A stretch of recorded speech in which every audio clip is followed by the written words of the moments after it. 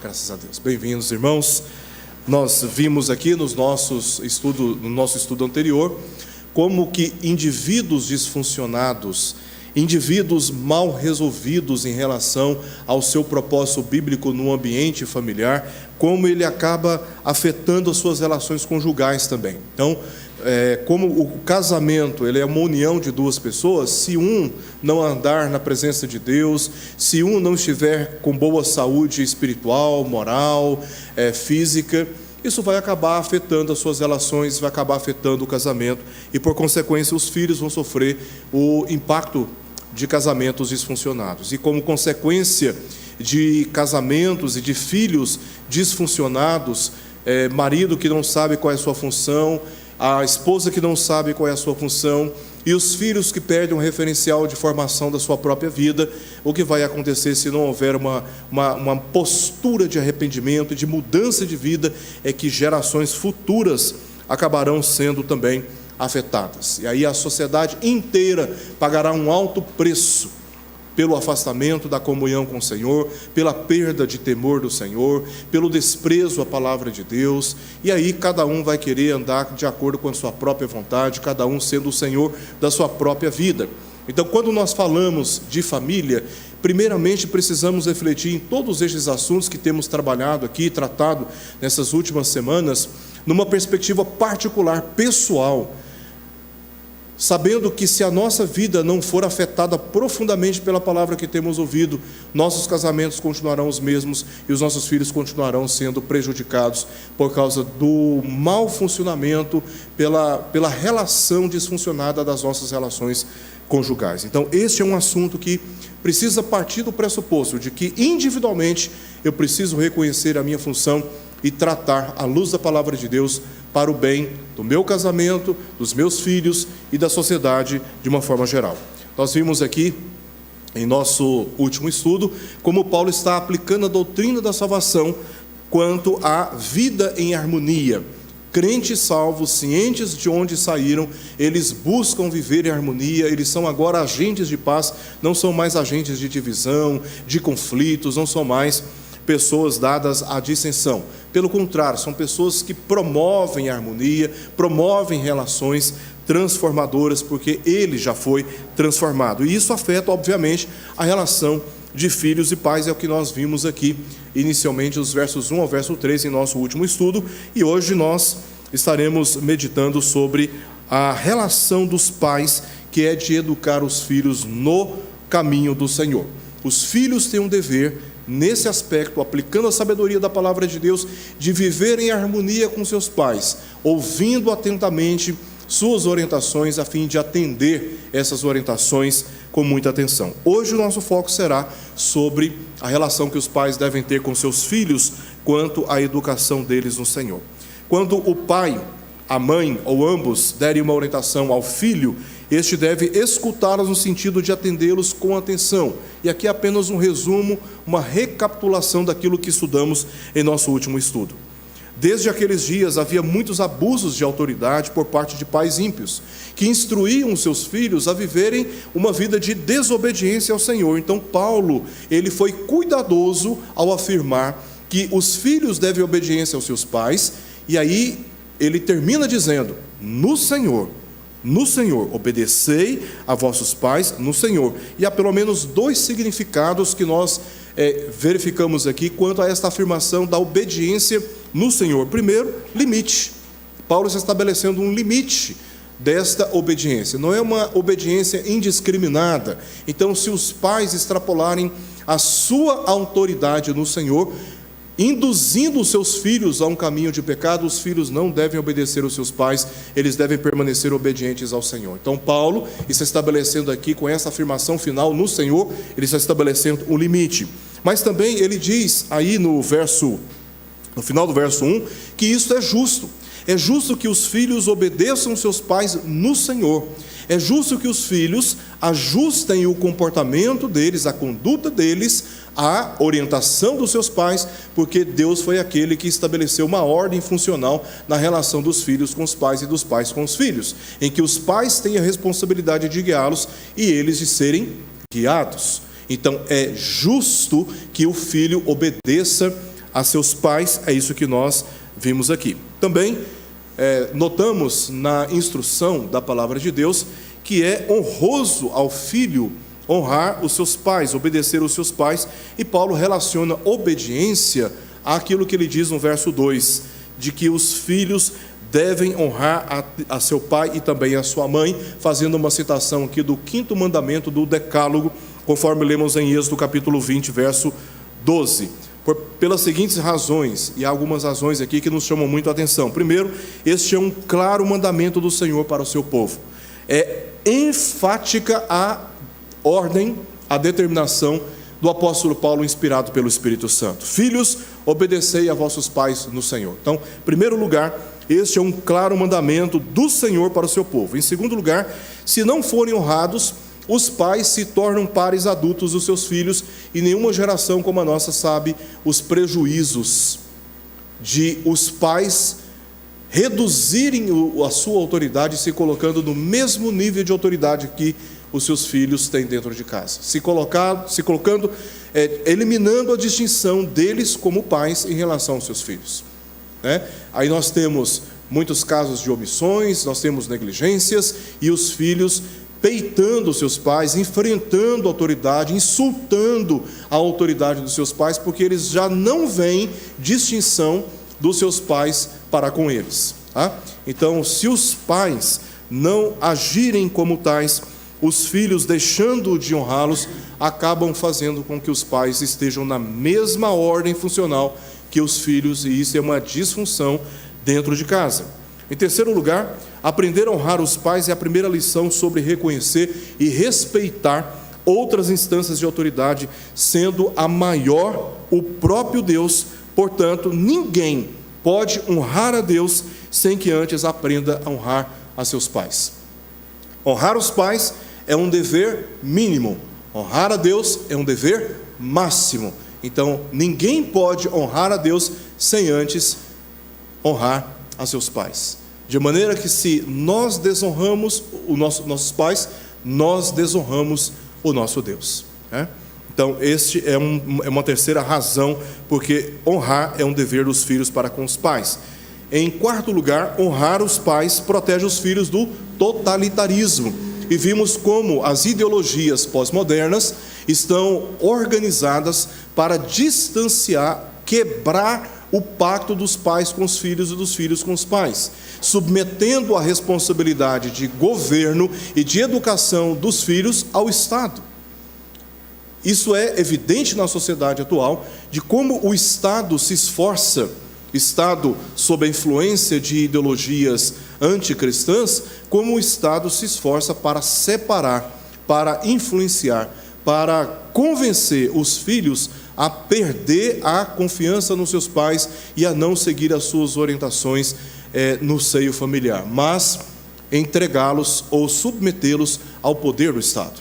Então, a Bíblia, ela preserva e protege a relação pai e filhos, dando ao filho a responsabilidade de honrar, no sentido de obedecer os seus pais. Este é um vínculo que o filho jamais deve trocar, que o filho jamais deve subestimar, o vínculo que ele tem com o seu pai. Todo filho nasce sob um pacto familiar, sob um pacto com seus pais.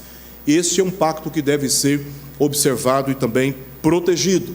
Quando os filhos perdem o respeito pelos seus pais, eles então são entregues à sorte das suas próprias vontades e também de uma sociedade pagã que não crê e não confia na palavra do Senhor. Então, este dever protege a unidade familiar. Irmãos, os nossos filhos são as futuras gerações. E se estas relações entre pais e filhos forem quebradas, as futuras gerações não terão nenhuma oportunidade, nenhuma chance de andarem nos caminhos do Senhor, porque os pais é que transmitem, os pais crentes é que transmitem esses valores e essa herança para os seus filhos. E se os filhos não recebem esta herança por parte dos pais tementes a Deus, então essas gerações passam a pagar um alto preço, como nós vemos na história dos juízes. Em quinto e em último lugar, os pais são únicos. Ninguém é semelhante a nossos pais. Eles são únicos.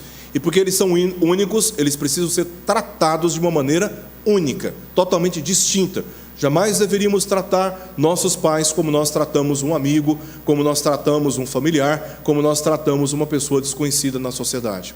Os pais, quando nos dirigimos a eles, precisamos ter o máximo cuidado, porque estamos nos dirigindo àqueles que são distintos de todas as demais relações que nós possuímos. Então, este mandamento está estabelecido sobre o princípio da autoridade que promove na vida dos filhos autodisciplina, estabilidade e longevidade à vida. Embora essa promessa tenha sido feita a Israel na antiga aliança, o princípio perpetua aos dias de hoje. Os filhos que aprendem a obedecer os seus pais, eles desfrutam de muitas bênçãos da parte do Senhor. Esta é uma promessa que tem validade nos dias de hoje. Como eu disse, vamos encerrar este argumento de Paulo, que toca a relação dos filhos com os pais e dos pais com os filhos, lendo o que está no verso 4, sobre o dever dos pais educarem seus filhos no Senhor. O texto da palavra de Deus diz assim: E vós, pais, não provoqueis vossos filhos a ira, mas criai-vos na disciplina e na admoestação do Senhor. O pai que honra ao Senhor, ele terá pouca dificuldade para ensinar seus filhos a honrarem o Senhor. Então, se nós pais honrarmos a Deus, amarmos a Deus, esse é o princípio que nós encontramos em Deuteronômio capítulo 6, sobre a lei está primeiro no nosso coração. A lei que diz que devemos amar a Deus.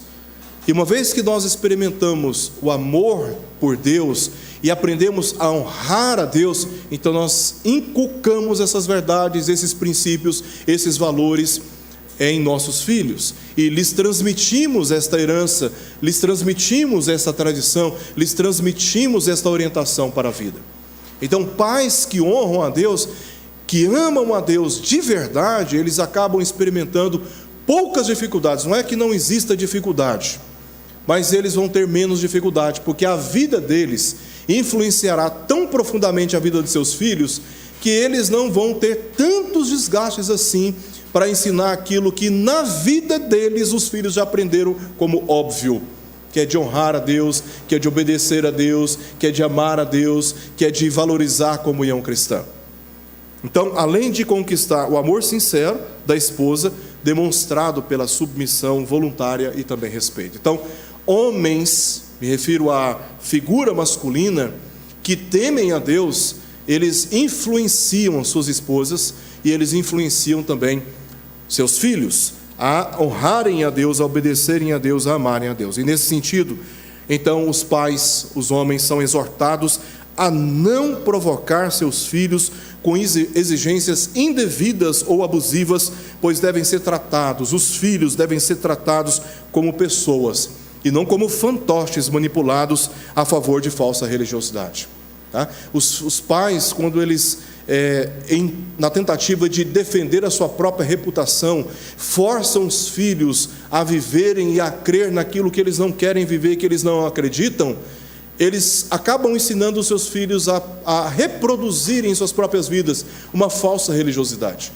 Eles, do ponto de vista externo, eles estão vivendo como pessoas que amam a Deus e que creem em Deus e que respeitam a Deus, mas internamente seus filhos não creem em Deus e não respeitam a Deus. E quando eles crescem, isso se torna evidente mais adiante, quando os filhos crescem e acabam alcançando uma certa autonomia para cuidar de suas próprias vidas, isso se dá oficialmente com o casamento, o que acontece é que muitos destes abandonam a igreja, abandonam a fé que os seus pais lhe comunicaram, porque eles nunca acreditaram nisso.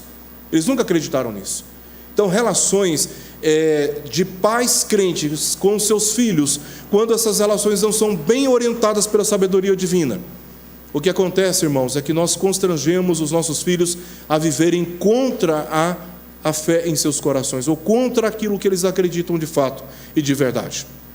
E os pais provocam os filhos a ira, gerando muitas vezes muita revolta contra a fé cristã, contra a igreja e até contra a figura de qualquer crente, porque eles foram forçados àquilo que eles não acreditam. Por isso, nós precisamos considerar de que este assunto ele é melindroso. Nós não salvamos ninguém como pais, nós não convertemos o coração dos nossos filhos. O que nós, irmãos, podemos fazer é com as nossas palavras e com o nosso testemunho, influenciar os valores dos nossos filhos desde cedo, para que eles aprendam a amar e a respeitar a Deus na sua vida. Conversão, salvação, esta é uma matéria que envolve exclusivamente a graça de Deus a favor dos nossos filhos, mas é dever nosso educá-los no Senhor, transmitindo-lhes a partir da nossa vida, do nosso testemunho, o nosso amor e o nosso respeito a Deus, para que eles possam desde cedo aprender a viver da mesma maneira. E quando nós não observamos isso, nós podemos acabar provocando os nossos filhos com exigências indevidas ou abusivas. Portanto, os pais devem atentar para o princípio de sua autoridade no Senhor. E essa é a ênfase que o apóstolo Paulo dá na relação da esposa para com seu marido e na relação do marido para com sua esposa. E nos versos 1 ao verso 3 vemos a ênfase de Paulo ao exortar os filhos na relação com seus pais, e este mesmo raciocínio recai agora sobre também a relação dos pais com os filhos. Tudo tem a ver com a esfera do Senhor, tudo tem a ver com o modelo do Senhor, tudo tem a ver com os parâmetros, com as diretrizes do Senhor, as instruções do Senhor. Então, os pais devem atentar para o princípio da sua autoridade no Senhor, atendendo o conselho de criá-los na disciplina e na admoestação, segundo os limites da própria palavra de Deus. A responsabilidade dos pais, a figura masculina, sobre seus filhos, é uma das maiores, dentre todas as demais responsabilidades que o homem pode ter como um cristão na sociedade. Nenhuma responsabilidade é maior do que a responsabilidade familiar. Você pode ser um homem bem-sucedido fora de casa, mas se você não for um homem bem-sucedido dentro de casa, no meio das suas riquezas, no meio da sua prosperidade, dos seus triunfos profissionais, financeiros e materiais, você é um homem fracassado. Porque a maior herança, a maior responsabilidade e o maior dever que temos nessa vida está justamente no nosso dever, na nossa responsabilidade de criar e de guardar a nossa família. Então nós, homens, somos chamados à sublime responsabilidade de exercer a autoridade no Senhor, de influenciar os caminhos das nossas esposas e de influenciar também os caminhos dos nossos filhos. No contexto de Israel, o pai ocupava uma importante função na família, e nós temos o exemplo de Jó, sobre como ele se via responsável de administrar a relação dos seus filhos, inclusive a santificação deles.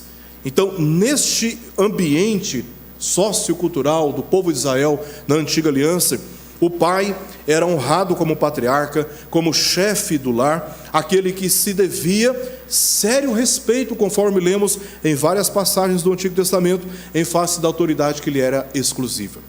O homem ele tinha uma autoridade exclusiva, nem a mulher, nem os filhos tinham a liberdade para ousar usurpar essa função no ambiente familiar. O pai era aquela figura de maior autoridade. Em Josué, capítulo 24, verso 15, nós vemos uma demonstração dessa autoridade exclusiva. Quando Josué contempla a tendência dos israelitas de seguir os deuses dos povos que habitavam na terra de Canaã, os deuses dos filisteus, dos cananitas, e de tanto lutar contra os israelitas para abandonarem essas tendências que eles herdaram no Egito, Josué diz: eu não sei a quem vocês querem seguir, se os deuses dos amorreus ou dos filisteus. E aí ele exerce a sua autoridade no ambiente da sua família, dizendo: eu e a minha casa serviremos ao Senhor. A esposa e os filhos de Josué não tinham outra alternativa, senão de seguir a voz de comando daquele chefe familiar: eu e a minha casa serviremos o Senhor. Tal honra estava relacionada à grande responsabilidade essa que fora conferida por Deus, de dirigir sua família no caminho do Senhor, preservando sua unidade e orientando o seu desenvolvimento na sociedade. Então o pai, o marido, ele recebeu este encargo, e ciente deste encargo, então ele deveria exercer tal autoridade. Assim, de modo especial, o pai era o tutor da família, mantendo sua esposa e filhos na aliança com Deus. Entretanto, por causa da crescente omissão dessa responsabilidade na sociedade atual, no tocante à sua autoridade, e aí eu me refiro ao caráter, e também à sua liderança ou administração da família, tem sido esta omissão uma das maiores razões para a fragilização da unidade familiar e da sua aliança com Deus, aliança da família para com Deus. Então, nunca é tarde, irmãos, para voltarmos aos caminhos do Senhor. Nunca é tarde para recorrermos às Escrituras e mudar o nosso procedimento a bem daqueles que o Senhor nos confiou. Mas é fato, e não podemos negar, que o homem, como guardião da família, quando ele abandona o seu posto, aí, irmãos, é uma brecha pela qual entram muitos valores corruptores na nossa família, onde entram tendências e costumes dentro da nossa família que ofendem o ensino da palavra de Deus. E a exortação da palavra de Deus é para que os homens retomem os seus postos como guardiões da sua família, como aqueles que sabem quem são em Cristo e que reconhecem a autoridade que receberam, para com o seu caráter e com a sua relação administrativa, se assim podemos dizer, orientar, instruir, influenciar a esposa a uma vida de santificação, a amando a tal ponto que, se for necessário se entregar por ela, ele estará disposto. E no mesmo sentido, se relacionar com os seus filhos, como aqueles que têm autoridade para criar na disciplina e na admoestação do Senhor, e assim exercendo a autoridade que lhe é exclusiva na relação com os seus filhos. Só para nós meditarmos aqui em algumas questões gramaticais, no capítulo 6, verso 1, nós lemos: filhos, obedecei a vossos pais no Senhor, pois isto é justo. Nós já estudamos essa passagem. E aqui nós temos, irmãos, uma ordem funcional em que os filhos precisam se sujeitar a seus pais. É uma relação de autoridade. Os filhos devem se colocar debaixo da autoridade dos seus pais, obedecendo a sua voz de comando. Mas aqui Paulo usa o substantivo pais, ele usa a palavra grega goneus, que significa progenitores. Então, essa é uma palavra de gênero neutro. Pode ser aplicada ao pai, figura masculina, como pode ser aplicada também à mãe.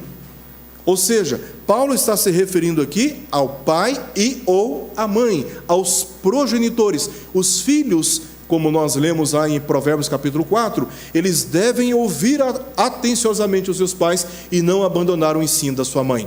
Pai e mãe representam figuras de autoridade na relação com seus filhos no âmbito familiar. E os filhos devem obedecer a seus pais no Senhor, e aqui o Senhor é a condição dos pais, é a autoridade primária que eles têm. Eles precisam exercer essa autoridade no Senhor. E aí nós temos uma conclusão de Caio: isso é correto, isso é justo, isso é coerente. Ora, se a educação ela é dirigida pelas leis do Senhor e os filhos se ajustam a essa educação, Paulo está simplesmente dizendo: isso é o correto a ser feito, isso que é justo. Mas aí vamos para a nossa passagem, capítulo 6 ainda, verso 4. Aqui Paulo diz: e vós pais, não provoqueis vossos filhos a ira, mas criai-os na disciplina e na admoestação do Senhor. Aqui, irmãos, nós temos Paulo usando um outro substantivo. É pater em grego, já não é goneus, é pater. Porque intencionalmente e claramente, no verso 4, Paulo não está se dirigindo aos progenitores, pai e ou mãe. No verso 4, ele está se dirigindo especificamente ao pai, figura masculina. É pater a palavra que ele usa aí, porque o progenitor masculino é aquele que carrega a maior responsabilidade. Dito isto, ele apresenta que existem dois modelos de educação. Existe aquela educação que é uma educação baseada no equívoco de provocar os filhos à ira, mas existe um outro modelo de educação, que é o modelo cristão de educação, que é de criar na disciplina e na admoestação do Senhor. Então, existem modelos que tensionam a relação do pai com os seus filhos. Então, a partir daqui, nós precisamos primeiramente nos concentrar em todo o ensino que nós veremos aqui. Paulo está se dirigindo especificamente à figura do homem como pai. figura do homem e o seu dever de abandonar o modelo equivocado de educação para adotar de forma clara dentro de casa a educação segundo o modelo bíblico, que é de criar os filhos na disciplina, na admoestação do Senhor.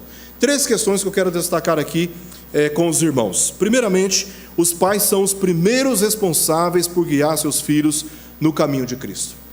Os pais são os primeiros responsáveis por guiar seus filhos no caminho de Cristo. O verbo criar aqui vem do grego ektrefo. A palavra ektrefo é formada por 2 palavras, uma preposição ek, que significa de dentro para fora, tá? Daí, por exemplo, eclésia, que é uma palavra grega para a tradução de assembleia ou de igreja no Novo Testamento, são aqueles que, eclésia, que é kalel, que é o verbo grego para chamar, no particípio é chamado, e aí tem a palavra, a preposição ek, para fora, ou de dentro para fora, tá? Então, tem uma preposição e tem um verbo kalel no particípio que é klesia. Então, ek, preposição klesia, de dentro para fora, assembleia, ou seja, aqueles que são chamados de dentro para fora. Aqui Paulo usa essa preposição ek, de dentro para fora, associada com uma outra palavra que é um verbo trefo, significa alimentar. Esse verbo, ele aparece no verso 29 do capítulo 5, quando ele diz: porque ninguém jamais odiou a própria carne, antes a alimenta. E esse é o verbo que ele usa aí, trefo. É o mesmo, se refere a alimentar. Nós estamos falando aqui de verbo criar, né? Nós estamos lendo na língua portuguesa. Agora veja a profundidade daquilo que Paulo está dizendo por essa análise etimológica da palavra do verbo criar. Então isso tem sentido, esse verbo tem um sentido de cultivar, de moldar e sustentar determinados valores no coração dos nossos filhos. Mais do que regular comportamentos, essa palavra criar, ela tem um sentido mais profundo, tem a ver com um convencimento, tem a ver com a exerção de valores, de convencimento dos nossos filhos a crer naquilo que nós acreditamos, de maneira que eles cresçam e amadureçam com boa consciência bíblica e também saúde moral. Então, criar aqui, irmãos, não é simplesmente regular o comportamento, mas é de dentro para fora, é sustentar os filhos, é colocar valores no coração dos filhos, de maneira que eles manifestem uma boa consciência nas suas relações com a sociedade de forma geral. São filhos que estão convencidos da verdade bíblica, isso está de dentro, mas eles são, pela palavra de criar, ou treinar, ou de moldar, eles são ensinados a manifestar aquilo que foi colocado dentro para fora, tá? Dentro para fora. E os filhos assim são nutridos, são alimentados a viverem em conformidade com as verdades bíblicas. Então este verbo revela a conduta ativa que os pais necessitam ter da educação de seus filhos. O verbo, ele expressa a ação do sujeito. Quem é o sujeito na frase? Os pais. Então o verbo, ele está revelando a ação ativa, não passiva dos pais. Os pais, eles agem propositalmente.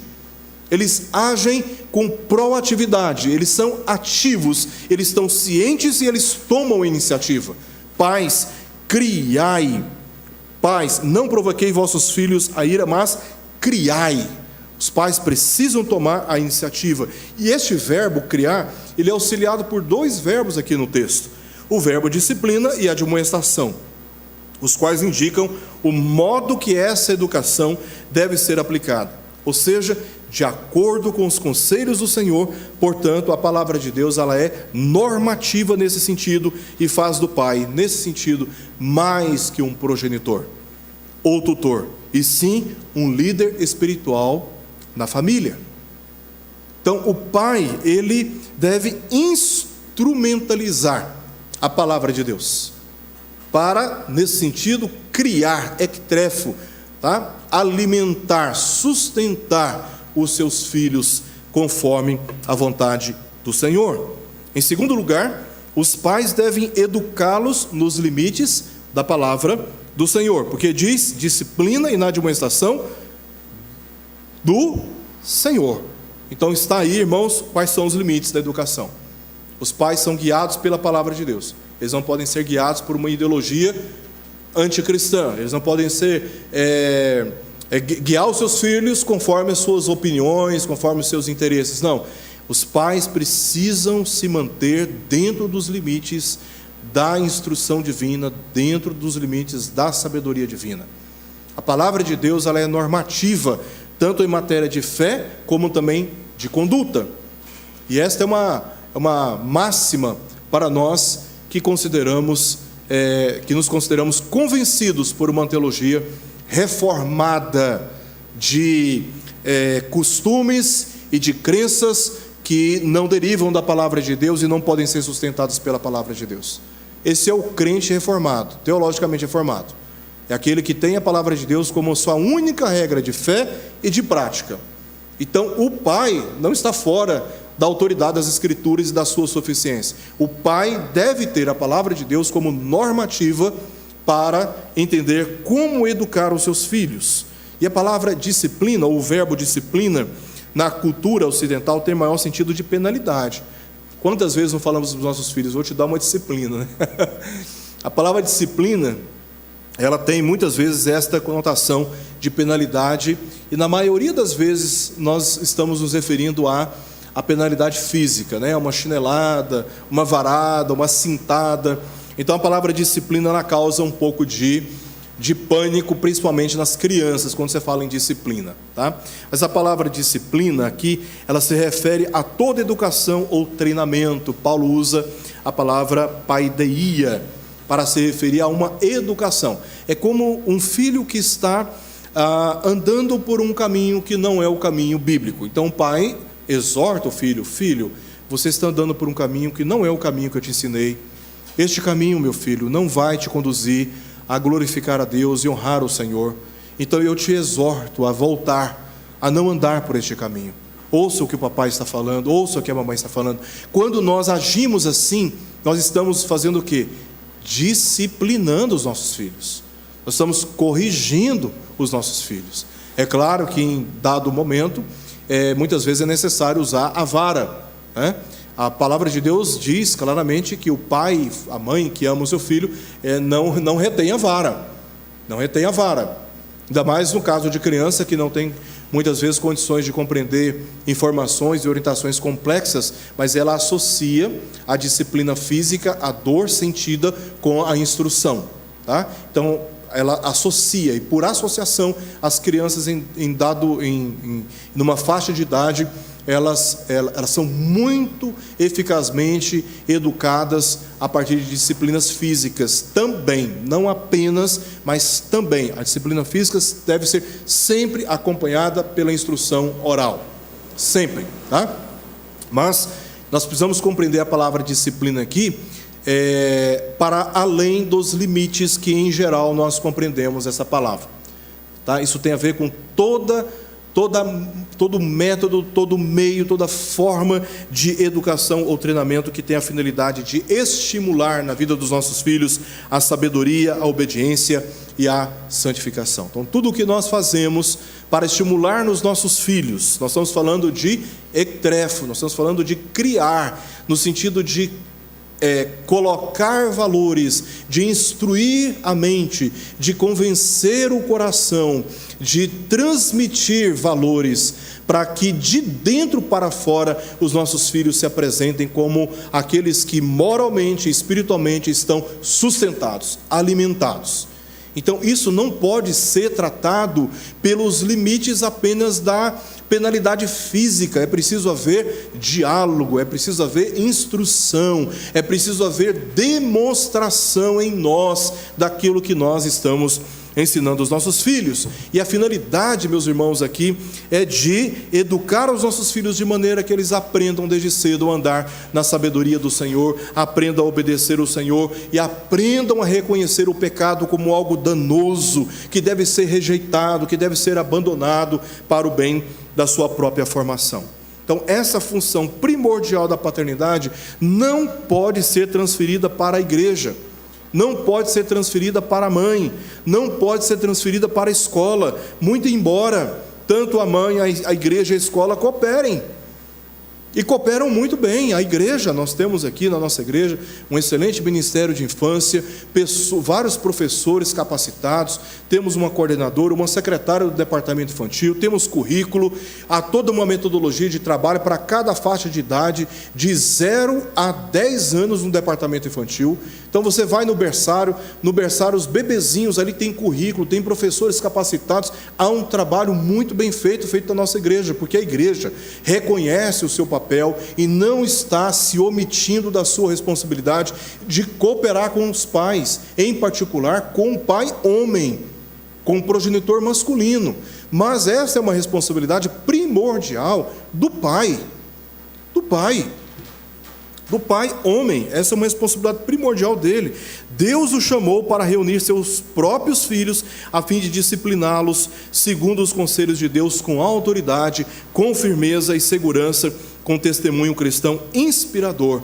O pai tem a maior responsabilidade de nutrir espiritualmente seus filhos, segundo as instruções do Senhor, os prevenindo e protegendo das seduções do pecado. É responsabilidade minha como pai prevenir os meus filhos, que são guiados na inocência, por falta de experiência na vida, eles subestimam os perigos que eles até muitas vezes reconhecem.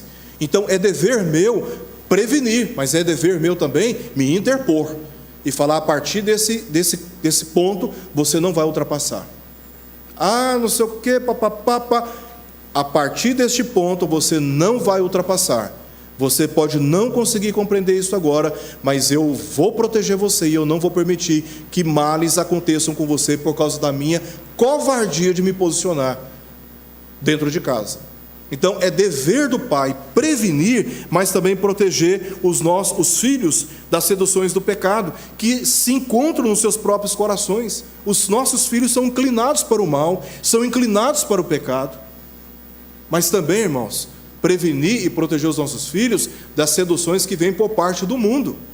Influencers digitais, influenciadores digitais, revistas, programas de TV, certos filmes, amizades, certos hábitos, a maneira como estão lidando com as suas responsabilidades. Então, eu como pai preciso acompanhar, supervisionar e prevenir e também proteger os meus filhos. Então, o esforço do pai, ele sempre, irmãos, sempre vai acompanhar o seu nível de confiança na verdade da palavra de Deus. Então, se ele confia na palavra de Deus com vigor, ele acredita que esta é a verdade, então ele empreenderá muito esforço. Mas se ele não confia, além das aparências, se ele não confia muito no ensino da palavra de Deus, se ele não considera que a palavra de Deus é autoridade para conduzi-lo e conduzir a vida dos seus filhos, na hora que vem uma situação, ele recua, para ver até onde que o filho vai, para ver até onde as coisas vão, porque vai que a palavra de Deus esteja equivocada, enganada. Então nós precisamos testar. Lá no fundo o que a gente faz é isso, nós queremos testar a validade da palavra de Deus, sabendo o bem que devemos fazer e nos omitimos diante dele, porque queremos ver se realmente a palavra é verdade e se ela realmente tem os seus efeitos, assim como ela promete. Então, o pai, ele só vai se esforçar na direção daquilo que a palavra de Deus ensina, se ele confiar na palavra de Deus. Se ele não confiar na palavra de Deus, ele não vai dar um passo sequer. Se ele tem confiança, mas ele tem baixa confiança na palavra de Deus, seus passos, suas tentativas, suas experiências serão sempre muito limitadas. A mãe e a igreja podem auxiliar o pai, mas não substituem a autoridade deles dentro da sua própria família, quando estes são crentes. Porque Paulo fala que quando o marido não é crente, a mulher é crente, o marido é santificado pelo convívio da mulher, inclusive os filhos. Mas nos dirigindo aqui a pais que são crentes, progenitores masculinos que são crentes, meus irmãos, precisamos entender que a mãe e a igreja podem auxiliar, mas não substituem. A responsabilidade final continua sendo do pai. Tá? Sendo assim, é dever primordial dos pais conhecer a palavra de Deus e ensiná-la aos seus filhos. Como que nós podemos ensinar os nossos filhos se nós não conhecemos a palavra de Deus? Se nós não meditamos na palavra de Deus, não nos alimentamos dela, não enchemos o nosso coração, a nossa mente da palavra de Deus, se nós não conhecermos a palavra e não a termos para nós, o que nós temos para oferecer aos nossos filhos? Então é dever, primeiramente, dos pais, conhecer a palavra de Deus a fim de ensinar a seus filhos. Também orar regularmente pelos filhos e também com os filhos. Essa é uma responsabilidade dos pais, de orar pelos seus filhos, não apenas ensinar a palavra, mas também orar por e com eles. Dar testemunho coerente da sua fé em obras, porque se você ensina, se você ora, mas o seu filho vê um comportamento, uma conduta, uma reação que não condiz e não é coerente com aquilo que você está ensinando, você perde moral, você enfraquece a sua autoridade diante do seu filho. É preciso fazer-se acompanhar de um testemunho coerente, não apenas do aspecto subjetivo, eu creio, mas também isto precisa ser evidenciado em obras, em comportamentos, em condutas, em reações, em ações, em decisões. Tá? Então, uma vida coerente, estabelecer uma agenda devocional em família, também fixar normas disciplinares. Os nossos filhos não podem ser tratados com total liberdade para andar com quem eles quiserem andar. Nós temos que supervisionar, nós temos que ter regras. Eu não permito que os meus filhos andem com qualquer pessoa, eu quero saber com quem os meus filhos estão andando, qual é a faixa de idade que os meus filhos estão construindo relacionamentos. Imagina, você descobrir que o seu filho está andando com adultos, seu filho é um adolescente, e você descobre que o seu filho está andando com pessoas adultas. Como é que está sendo a influência desse adulto sobre o seu filho? Agora à tarde mesmo vi um vídeo na internet de um suposto pastor que estava tendo hábito de explorar sexualmente uma menina de 10 anos, com o consentimento da mãe, e a cada vez que a menina visitava esse suposto pastor, a mãe ganhava R$10. Até que a vizinha percebeu o comportamento estranho, filmou e chamou a polícia e o conselho tutelar. E aí bateu na porta da casa, o homem, suposto pastor, sai abotoando o cinto, e a menina de 10 anos sai de lá de dentro, estava explorando a menina sexualmente, e isso já era um hábito. Ora, nós temos que saber com quem os nossos filhos estão conversando, com quem os nossos filhos estão andando, mesmo na faixa de idade deles, precisamos saber se essas amizades estão exercendo boas influências sobre os nossos filhos. Mas aí, irmãos, se nós não cremos na palavra de Deus, a rigor, não confiamos no ensino da palavra de Deus, e preferimos o caminho mais fácil, que é o caminho da omissão, nós deixamos nossos filhos para lá. Por isso que eu digo que isso é um fracasso para a vida de qualquer homem, abandonar os seus filhos, abandonar o seu posto de guardião da sua casa, de guardião dos seus filhos. Então precisamos fixar normas disciplinares, desde cedo, relacionamentos, hábitos, condutas, horários, tudo. Nós temos que ter uma disciplina dentro de casa para que os filhos cresçam com referências firmes, supervisionar e corrigir seu desenvolvimento moral e espiritual, e não negociar, meus irmãos, jamais princípios bíblicos, mas confiar e perseverar nesses princípios bíblicos. Em terceiro e em último lugar, os pais, como os primeiros responsáveis, não devem ultrapassar os limites bíblicos na educação de seus filhos. Os pais, homens, como nós vimos aqui, o apóstolo Paulo usando o substantivo pater, não gnous, mas pater, para se referir aos pais homens, eles foram abordados especificamente porque foram constituídos a autoridade governamental na família. E aqui eu separei intencionalmente duas passagens. Gênesis 3,16, quando Deus diz para a mulher que o teu desejo será para o teu marido e ele te governará. Relação de governo, âmbito conjugal, casamento. Tito 3,1, que nós lemos ali? Nós lemos que os filhos, os candidatos ao presbiterato em uma igreja, uma das qualificações que eles devem apresentar para serem considerados candidatos a uma eleição de presbiterato é que ele deve governar bem os da sua própria casa, governar bem os seus filhos, ter filhos debaixo do seu governo, tá? Então veja, a figura do homem é uma figura que a Escritura confere autoridade para exercer liderança no casamento e na relação com seus filhos, porque dele será exigida a responsabilidade final sobre a família. Tá? Entretanto, os pais precisam definitivamente observar os limites da sua autoridade no tocante à educação dos seus filhos. O texto diz: criai-os na disciplina e na administração do Senhor. E eu conferi, irmãos, o texto grego, e essas palavras aparecem aí, na do Senhor.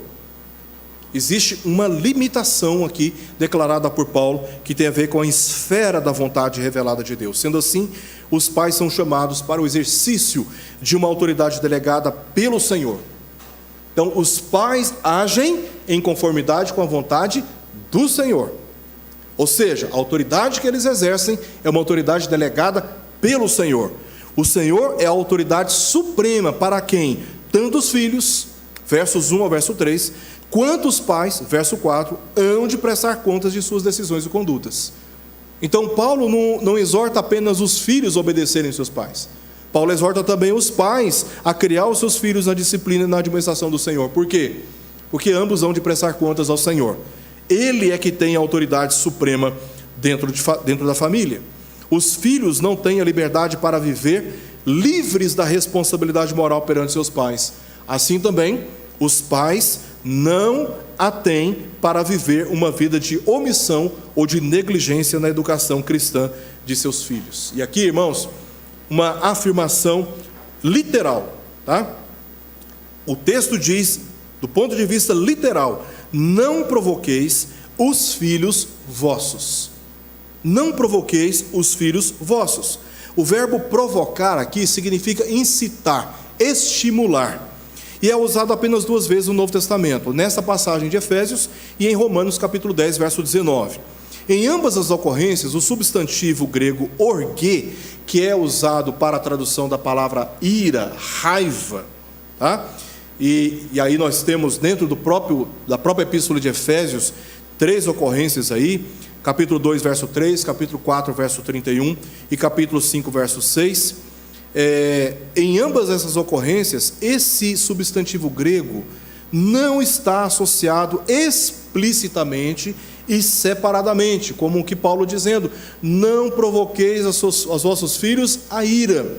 A tradução que nós temos na língua portuguesa diz: não provoqueis vossos filhos a ira. Então, na língua portuguesa, parece que o verbo provocar é uma palavra e o substantivo ira é outro, né? É outra palavra. Mas no texto grego, a palavra ira não aparece separada do verbo provocar, tá? Então, explicitamente e separadamente do verbo provocar, a palavra orgê, tradução para ira, não está presente, mas está etimologicamente falando, tá? Ou seja, a palavra que Paulo usa aqui para provocar é parorgisso. Essa palavra ela é formada pela preposição para, que significa perto, mais o verbo orgisso, que vem da onde? De orgê, raiva.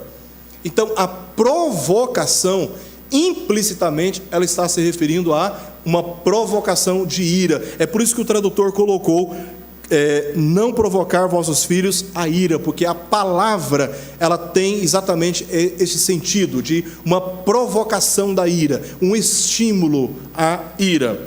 Então, etimologicamente está presente e implicitamente em Colossenses 3:21, onde Paulo quase que repete aquilo que ele está dizendo aqui: pais, não irriteis. E lá em Colossenses 3:21 ele usa parorgisso novamente. Não irriteis.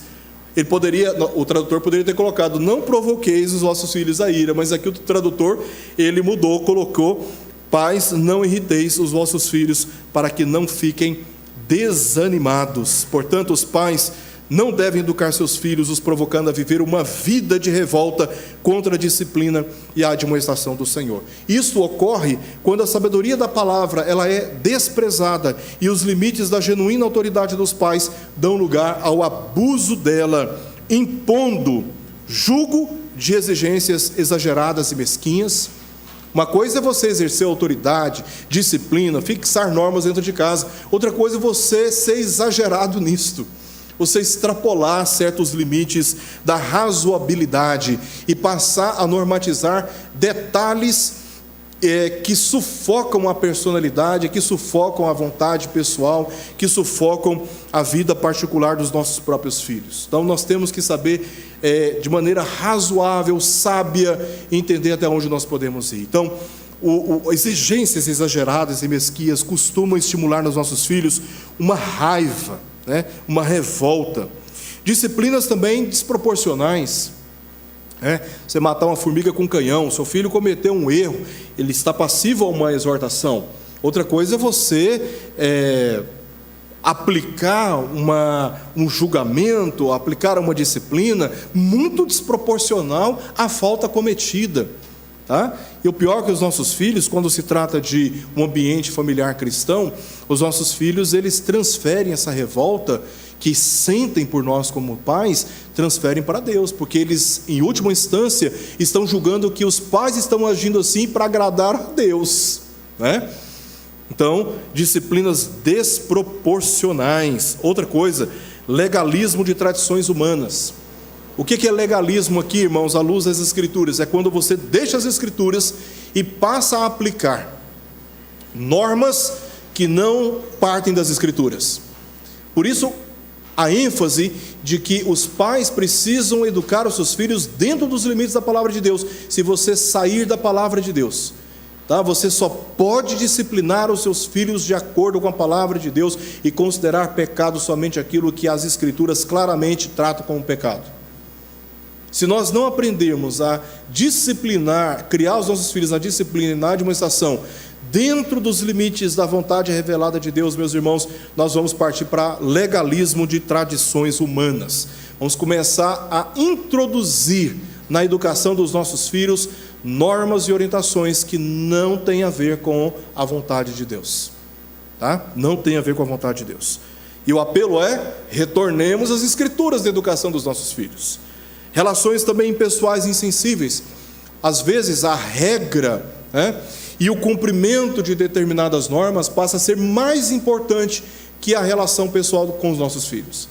E nós, pais, se não observarmos a sabedoria divina, podemos, na tentativa de fazer o melhor para os nossos filhos, afastá-los de nós, da intimidade conosco, e perdermos a chance de ter por parte dos nossos filhos a confiança e a liberdade para que eles abram os seus corações, para que eles compartilhem os seus sentimentos, os seus anseios, tá? Então, relações impessoais e insensíveis, falso moralismo. Nada talvez poderia ser tão ofensivo para os nossos filhos que o falso moralismo. Temos uma vida dentro de casa e outra fora de casa. Temos uma vida na igreja e outra completamente fora dos padrões que os filhos assistem na igreja dentro de casa. Em tais casos, não causos, tá? Em tais casos, os filhos são expostos à ira e ao desânimo. Em vez disso, os pais devem educá-los com firme autoridade na palavra, nem a quem, nem além dela, para que por suas vidas contemplem o Senhor como o centro vital de suas crenças, relacionamentos e propósitos na vida. Os pais que atendem o mandamento bíblico servem como os primeiros representantes do Senhor perante seus filhos, servindo como se fossem placas que estão apontando para a responsabilidade, para a alegria de obedecer a Deus em todos os dias de suas vidas. Se nós cumprirmos exatamente o que diz a palavra de Deus, meus irmãos, nós ajudaremos os nossos filhos a enxergar o Senhor além de nós, e a contemplar que o dever de obedecer a nós tem a ver não diretamente conosco, tem a ver diretamente com o Senhor. Filhos, obedecei a vossos pais no Senhor. Os nossos filhos precisam entender a relação deles com Deus a partir da educação, da criação, na disciplina e na admoestação, para as quais todos nós, homens, progenitores masculinos, somos chamados a exercer autoridade dentro dos limites da revelação da vontade de Deus. Esta é a nossa responsabilidade, esse é o nosso dever, essa é a nossa missão. A nossa casa é o nosso primeiro campo missionário. Nosso casamento, nossos filhos são o nosso primeiro campo missionário. É por isso que Paulo diz que os homens que querem governar na igreja, eles primeiro precisam governar bem os seus lares, porque a casa representa uma responsabilidade menor, a igreja uma responsabilidade maior. Se não é fiel no pouco, não será fiel no muito. Então a casa é um ambiente onde nós demonstramos com maior exatidão o nível e a sinceridade da nossa fé no Senhor. Que Deus deposite essas palavras em nossos corações e guie a nossa maneira de conduzir os nossos filhos. Se erramos até aqui, temos à luz das Escrituras a oportunidade de, enxergando o caminho, trilharmos este caminho e de reparar aquilo que é possível reparar, mas sem deixar de cumprir aquilo que a palavra de Deus nos instrui. Vamos orar? Querido Deus, nós te louvamos e te agradecemos pela tua palavra e oramos para que na tua misericórdia o Senhor nos conduza, ó Deus, iluminando os passos que precisamos dar a partir de hoje. Tenha misericórdia de nós, nos sustente, renove as nossas forças, nosso ânimo e ajuda-nos, ó Deus, a cercar os nossos filhos com os nossos braços, amá-los e ensiná-los o caminho do Senhor. Prepara os seus corações para que eles aprendam a amar a Ti, Senhor, mais do que a nós. Aprendam a temer ao Senhor mais do que a nós. Ajuda-nos, ó Deus, dando-nos sabedoria, dando-nos instrução como o Senhor já tem nos dado. Nós oramos por isso em nome de Jesus.